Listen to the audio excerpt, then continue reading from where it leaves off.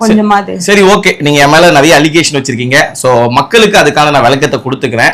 முதல் அலிகேஷன் என்னன்னா, 11 வருஷம் நம்ம 11னா 7 வருஷம் நீங்க சொல்லியிருக்கீங்க வீடியோல, நாங்க லிவிங் டுகெதரா வாழ்ந்தோம் அப்படின்ட்டு. ஒருவேளை நம்ம அப்படி ஒன்னா லிவிங் டுகெதர்ல, உங்க வீடு வில்லிவாக்கம், அங்க வாழ்ந்திருந்தோம் அப்படின்னா, உங்க வீட்டு கீழே ஹவுஸ் ஓனர், உங்க வீடு எனக்கு தெரியும் வில்லிவாக்கத்துல ஃபர்ஸ்ட் ஃப்ளோர்ல மேல மாடியில இருந்தீங்க, கீழே ஹவுஸ் ஓனர் இருந்திருப்பாங்க. ஒரு 3 வருஷம் 4 வருஷம் ஒரு பொண்ணோட ஒரு பையன் இருந்தானா நிச்சயமா அந்த ஹவுஸ் ஓனருக்கு தெரிஞ்சிருக்கும் நான் அடிக்கடி வரது போகுது. அப்ப அந்த ஹவுஸ் ஓனர்கிட்ட கேட்டா இதற்கான பதில் தெரிஞ்சிடும். ரெண்டாவது விஷயம், உங்களை வந்து நான் சின்சியரா காதலிச்சுக்கிட்டு இருந்தேன், லவ் பண்ணிட்டு இருக்கேன்னு, இது வந்து உங்களுக்கு மனசாட்சி தான் நீங்க இந்த வார்த்தையை எப்படி சொல்லுவீங்கன்னு தெரியல.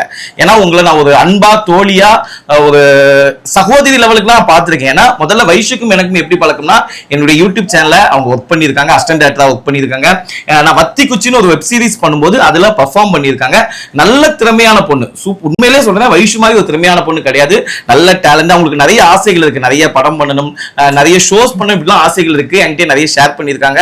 எங்க டீமோட சேர்ந்து அவங்க கூட நிறைய டிராவல் பண்ணியிருக்கேன். நான் அதுக்கு நான் என்ன ரொம்ப உத்தமெல்லாம் சொல்ல வரல, நானும் நார்மல் மனுஷன் தான். ஆனா ஒரு நார்மல் பழக்கமா தான் இருந்துச்சு.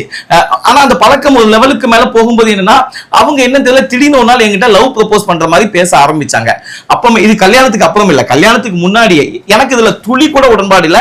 நான் அது அவங்கள்ட்டே தெளிவா சொல்லிட்டேன், பார்வை ஷோ, எனக்கு வந்து உங்களை கல்யாணம் பண்ணிக்கிறதுல எனக்கு நீங்க திருநங்கைன்னு புறக்கணிக்கல, எனக்கு பிடிக்கல, எனக்கு பிடிச்சாதானே நான் கல்யாணம் பண்ணிக்க முடியும், எனக்கு இதுல இஷ்டம் இல்ல.